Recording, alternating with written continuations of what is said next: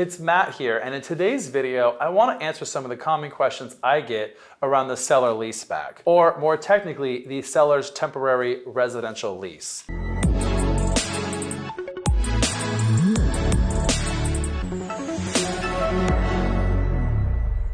When you're buying a home, you're probably using the Texas 1-to-4 contract. And in paragraph 10, we talk about possession, meaning when do you, the buyer, get possession of the home, or when do you, the seller, give up your possession of the home. Most people think about buying a home as closing. That's the time when the buyer purchases and takes legal ownership of it. And most of the time they think their possession is happening at the same time. The reality is the buyer might actually take possession before closing via a buyer lease. It's pretty uncommon, but possible. They might take possession at closing. And then another common outcome is they actually don't get possession until the seller moves out and the seller has a lease back. It may be up to 90 days.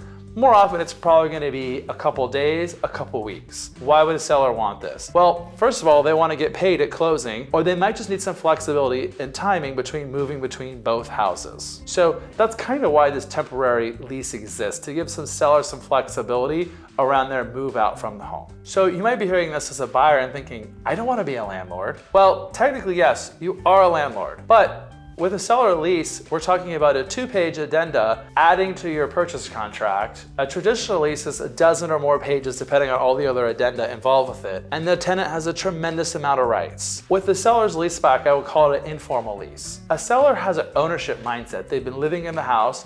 The majority of sellers want to pass it over in a great condition. They have a degree of pride. And when you think about a regular tenant, they may have some pride, but they don't have that ownership mindset that comes with owning that asset or the pride of transferring it over to the next buyer. So I wouldn't concern yourself too much with being a landlord in a seller temporary lease. So I've been referring to the document as a leaseback, which is the common way of doing it. However, when you look at the form, it's actually called the seller's temporary residential lease. Thank you, lawyers, for making it complicated. The form that's going to create this lease, there are a couple key terms you want to think about. Well, the first, of course, is duration. How long are they be there? As you can see by the form, it says the seller only. So this is for the seller occupying the house up to 90 days. Now, you may want to check with your lender because most lenders expect you to move in the house within 60 days. So I would get your mind around not offering too long of a lease back to the seller depending on what your lender's requirements are. So be aware of those as you're also doing your lease back. The other piece is price. Well, again, it's negotiable. I think a lot of sellers on our current market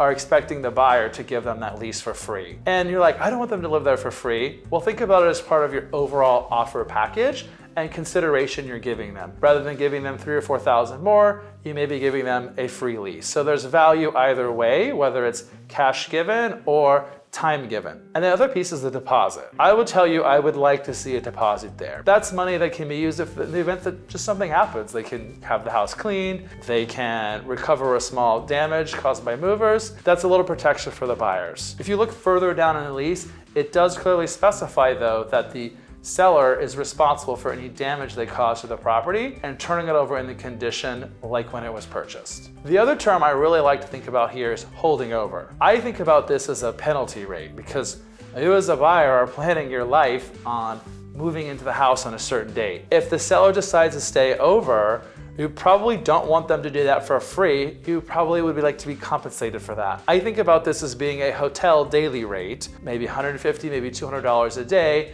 if they decide to hold over beyond the terms of their lease. So those are the terms of the seller leaseback in a nutshell. As with all documents in the contract, I definitely encourage you to read it. And if you have concerns or need specific modifications, you may even want to consult an attorney for your purchase. Now, strategically, why would you want a seller leaseback? Well, if you're a seller and you're selling your home, this is a lot of value you may have. You may not want to give up possession of your home right away. You may want more time to move. You maybe want to collect the proceeds to use on the next house. And for a seller or a prospective seller who's in the marketplace, wants to be selling, and just is like, I don't see a lot of homes to buy. Hey, this is a tool you have. You can say, I need a 60-day, a 90-day lease back. You can sell your house, take advantage of the great seller's market, get your cash now, and you have a clear understanding of what you're working with on the next house and go out there and be a very competitive buyer. 2 months is more than enough time to purchase your next home. For you as a buyer,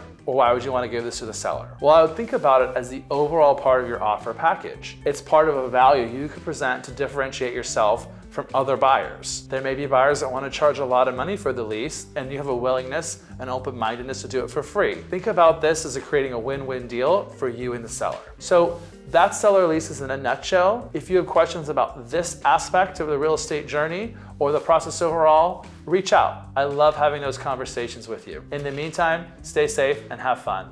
Thanks for watching today's video. Make sure to like, comment, and subscribe below. As always, if you have any questions, feel free to reach out to us. And in the meantime, make sure to check out some of our other videos featured on our channel.